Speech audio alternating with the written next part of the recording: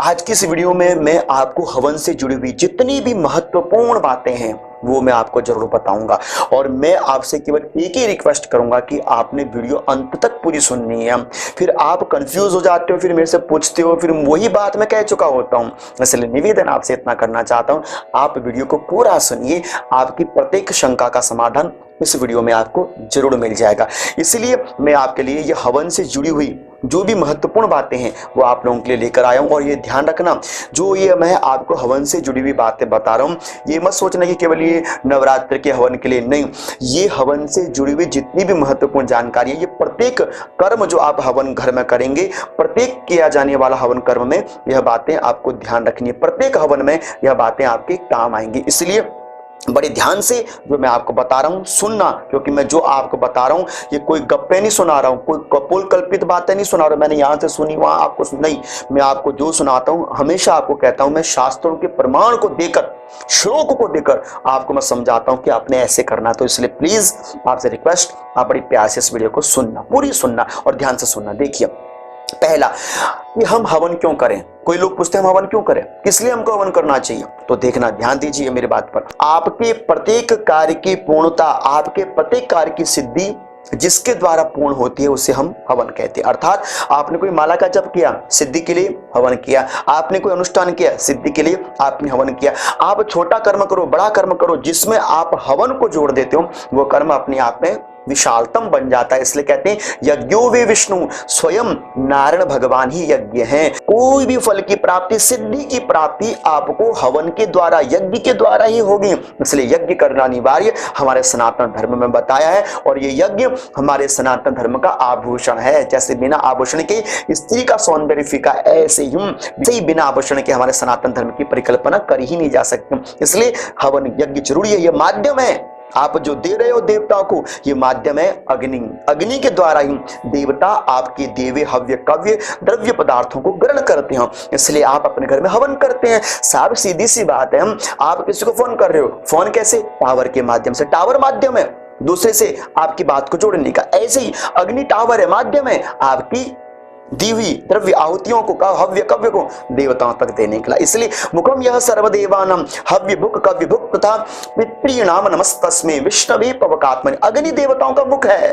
और इस मुख में आप जो देते हो देवताओं को प्राप्त होता है। इसलिए देवता जब प्रसन्न होते, तुष्टि पुष्टि धन सौभाग्य आपके जीवन में आता है। प्राकृतिक भूधरा आदि को सबको शोभनीय कर देता है। हवन वातावरण शुद्ध होता है। इसलिए हवन कीजिए, अशुद्धताएं आपके घर से भागती हैं। आपके घर में नकारात्मक है ना, आप हर महीने अपने घर में यज्ञ कीजिए, हवन कीजिए, देखिए आपके घर का वातावरण अपने आप शोभनीय शुद्ध हो जाता है। आपके घर की नकारात्मक ऊर्जा दूर हो जाती है और सकारात्मक वातावरण आपके घर में होता है। इसलिए हवन कीजिए। दूसरा, ध्यान देना मेरी बात पर कि जब आप अपने घर में हवन करें तो यह बात में ध्यान रखिए कि आपने हवन सामग्री का प्रयोग करना है। आपको पंडित जी ने सामग्री लिखाया कि जाओ हवन सामग्री लेना, आप बाजार में गए, भैया एक हवन सामग्री का पैकेट देना, उसने दिया, आपने 50-100 रुपए दिए, घर में हवन। अरे साहब क्या कर रहे हो आप?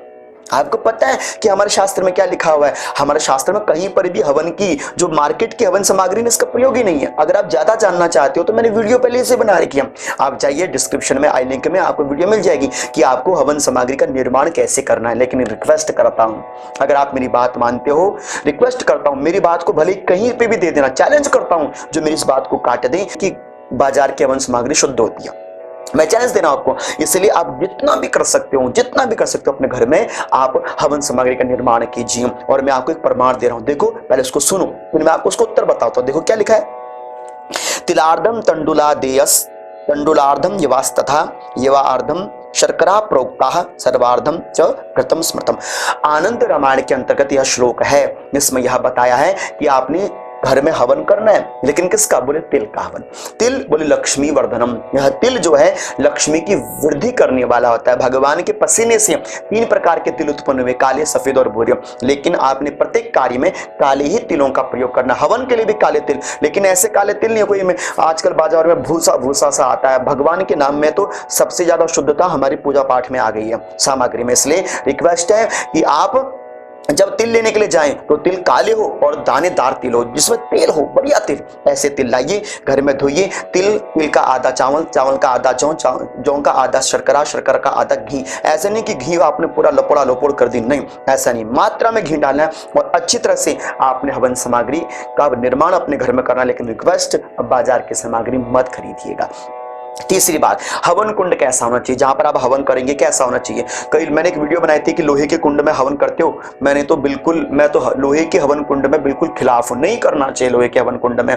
क्यों नहीं करना चाहिए, मैंने आपको प्रमाण दे रखे हैं, आप वीडियो में जाकर दे सकते हैं, डिस्क्रिप्शन में लिंक में आपको वो वीडियो मिल जाएगी। नहीं करना चाहिए हवन कुंड में। बाकी आपकी इच्छा, करना ना करना वो आपकी इच्छा। किस में करें, कोशिश कीजिए, अगर तांबे का मिल जाए, नहीं मिलता पीतल का नहीं तो तांबे का नहीं तो आप कोशिश कीजिए। सबसे सरल एक काम हो सकता है, इसमें आप बिल्कुल भी ये नहीं कह सकते, बहानेबाजी नहीं कर सकते। वो कौन सा है, बोले आप मिट्टी का हवन कुंड बना लीजिए। मिट्टी का हवन कुंड सर्वोपरि होता है यज्ञ करने के लिए, इसलिए मिट्टी का हवन कुंड बना के रखिए। या एक काम कीजिए, अपने घर में 10 ईंटें रख लीजिए।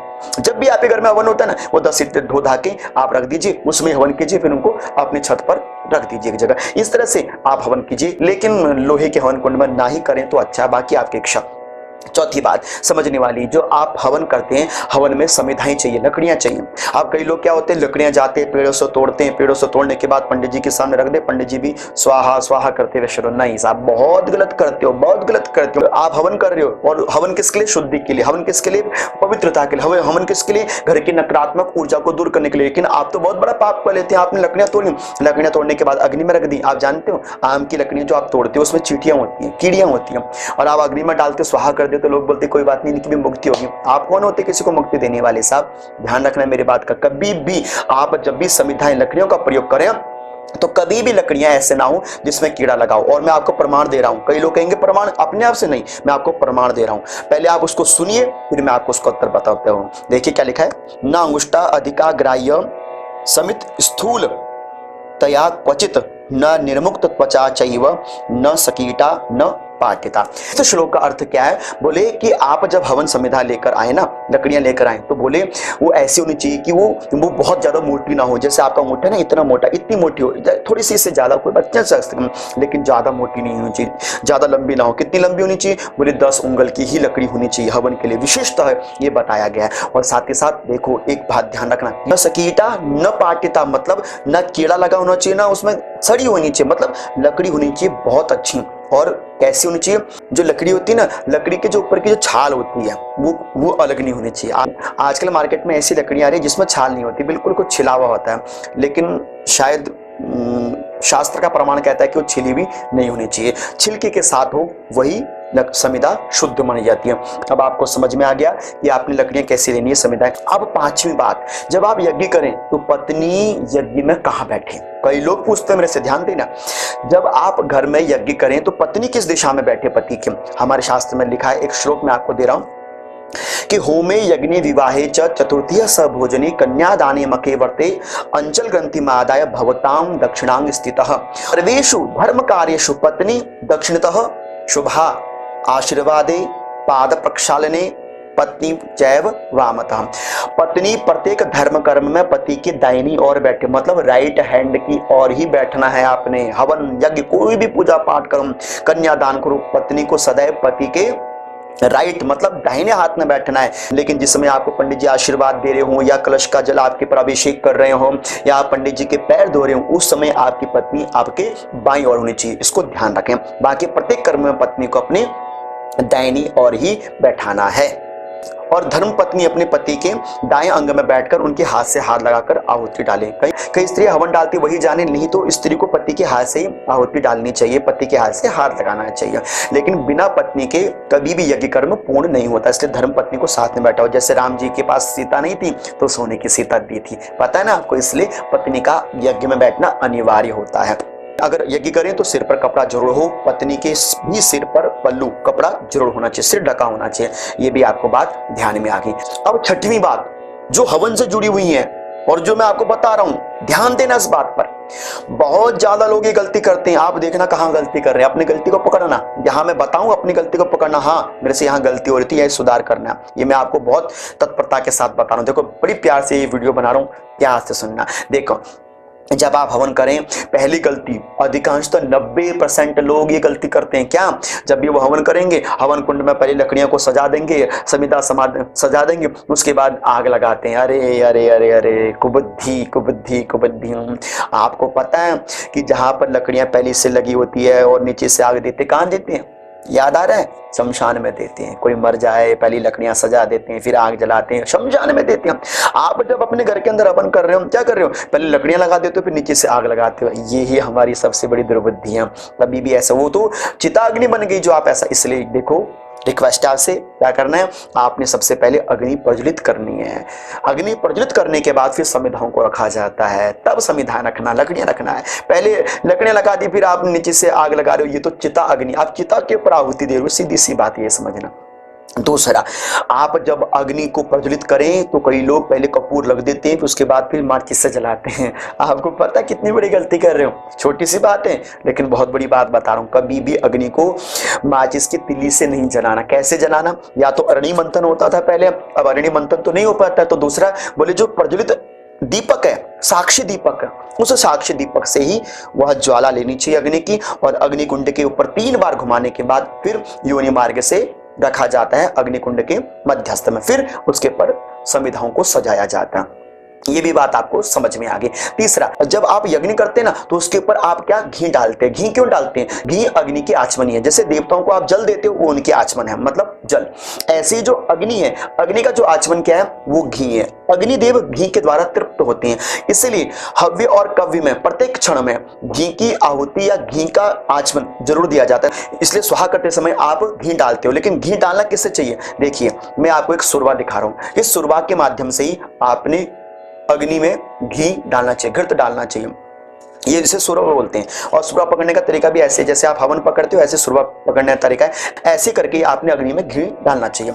लेकिन अब आप कहेंगे मेरे पास तो ये होता नहीं है, आप कहाँ से इतना बवाल देते रहे हो? अगर आपके पास नहीं है कोई बात नहीं, आम का पत्ता है, आम के पत्ते में बांधिए आप एक आम की लकड़ी, उसमें बांधकर आप उसके द्वारा भी घृत डालिए। लेकिन रिक्वेस्ट कर रहा हूं, आप मत डालिएगा चम्मच से। जिस चम्मच से खाते हो उसी से घी डाल रहे हो। क्या यार, आप भी थोड़ा समझो ना। इसलिए सावधानी यहाँ पर भी रखिए। जब आप हवन प्रारंभ करते हैं ना, सबसे पहले आप खीर बना के तैयार कर लीजिए, जिसे पायस कहते हैं। हव्य के अन्य में पायस माना जाता है। जब आप नवरात्रि करते हैं, कोई भी शुभादि कर्म करते हैं, कोई भी कर्म कर रहे हैं, गृह प्रवेश कर रहे हैं, सब में खीर की आहुति डालना अति अनिवार्य होती है। इसलिए खीर बनाकर रख लीजिए। नवरात्रों में, गृह प्रवेश में, कोई भी कर्म हो, प्रत्येक कर्म में खीर की आहुति डालना जरूरी होती है। हव्य के अन्य में पायस सर्वोपरि माना जाता है। इसी के साथ साथ जब आप अग्नि को प्रज्वलित कर लेते हैं, यह ध्यान रखिए, अग्नि बहुत ज्यादा लपटे नहीं होनी चाहिए, बहुत ज्यादा मध्यम नहीं होनी चाहिए, धुआं नहीं निकलना चाहिए। कैसी होनी चाहिए? बोले मध्यम मध्यम भाव से अग्नि जलती रहे, ऐसी व्यवस्था आपने बना के रखनी है। अब साथ ही साथ जब आप आहुति देने की तैयारी करते हैं तो ध्यान रखना, कई लोग कंफ्यूज हो जाते हैं, फिर पहले किसके नाम क्या होती थी? माता जी के नवरात्रे चले तो पहले माता जी के नाम के दिए, गणेश जी की दिन चल रहे हैं, गणेश चतुर्थी चल रही तो गणेश जी की। नहीं, जिसका दिन चल रहा है उसके लिए नहीं, शास्त्र का एक प्रमाण है। पहले उस प्रमाण को सुनो, फिर मैं आपको उसका उत्तर देता हूं। देखो क्या लिखा हुआ है। गणाधिपति ये देया प्रथमा वराहुति अन्यथा विफलम विप्र भवती न सूर्य। ये भविष्य पुराण के अंदर लिखा हुआ है कि पहली आहुति सदैव गणेश जी के नाम की ही देनी चाहिए। जैसे पूजा में आदो पूज्य विनायक हो, ऐसे ही आहुति में भी, हवन में भी आहुति देने से पहले जो आहुति पहले दी जाती है वो गणेश जी के ही नाम की दी जाती है। उसके बाद अन्य देवी देवताओं के नाम की आहुति दी जाती है। अब इसी के साथ जब आप हवन करते हैं और चरु डालते हैं, मतलब साकल्य डालते हैं, जो हवन सामग्री डालते हैं ना, तो वो किस मुद्रा से डालनी चाहिए? देखिए, हमारे में 5 प्रकार की मुद्राएं हैं। उन 5 प्रकार की मुद्राओं में से जैसे सूकरी मुद्रा, हंसी मुद्रा, मृगी मुद्रा। जैसे सूकरी मुद्रा, ये जो आपकी 5 उंगलियां है, इसके द्वारा आप आहुति डालते हो, इसे सूकरी मुद्रा कहते हैं। हंसी मुद्रा, आप एक कनिष्ठिका को हटा देते हो और बाकी बची 4 उंगलियों से जो आप द्रव्य डालते हो उसे हंसी मुद्रा कहते हैं। और मृगी मुद्रा मतलब कैसे? ये आपकी अनामिका, मध्यमा और अंगुष्ठा, इन तीनों उंगलियों को मिलाकर जो आप चरु डालते हो, साकल्य डालते हो, हवन सामग्री डालते हो, इसे मृगी मुद्रा। इसलिए आप ऐसे करेंगे, कभी परछाई में तो आपकी हिरण की परछाई आती है तो इसे मृगी मुद्रा कहते हैं, हिरण की तरह मुद्रा। और इसी से ही आपने हमेशा यज्ञ करना है। ये 2 उंगलियों का प्रयोग नहीं करना चाहिए, क्योंकि ये पितृ कार्य के लिए और ये तांत्रिक कार्य के लिए प्रयुक्त मानी जाती है, इसलिए वर्जित होती है। अब देखिए, जब आप हवन सामग्री डाल रहे हो, चरु डाल रहे हो, साकल्य डाल रहे हो, तो कई लोग ऐसे डालते हैं, ऐसे ऐसे। क्यों फॉर्मेलिटी कर रहे हो? करना है तो अच्छी तरह से करो, नहीं करना तो नहीं करो। अरे मेरे पति तो करते नहीं, बड़ी मुश्किल से बैठा, तो मत बैठाओ। अगर काम करना तो अच्छी तरह से करो। क्या आप बेढंगे तरीके से भोजन कर लेते हो? नहीं करते हो ना, भोजन भी तरीके से खाते हो। अगर आपने यज्ञ करना है साहब, देवताओं के लिए कर रहे हो, कोई मजाक तो नहीं है, तो देना है तो तरीके से दो, नहीं तो मत दो। और देने का तरीका क्या है? आपने कभी भी ऐसे नहीं डालना है, ऐसे स्वाहा, आप कोई क्या कर रहे हो, नहीं सर गलत। आपने डालना कैसे? बोले अधोमुखी की नहीं, ऊर्ध्वमुखी करके। आप खाना कैसे खाते हो? ऐसे। तो ये आपका तालु का हाथ आपके पास आता है, ऐसे आपने देवताओं को देना है, इस तरह से देना है, ऐसे करके नहीं देना साहब, बिल्कुल नहीं देना। और देखो जब आप देवताओं को चरु दो, साकल्य दो, जो आहवन समय डालते हो, कितनी मात्रा में, कई लोग भर भर कर डालते हैं, बस अभी खत्म कर देनी है, अभी खत्म कर देनी है। अरे क्यों गलतियां कर रहे हो? आपको समझाऊं, समझना।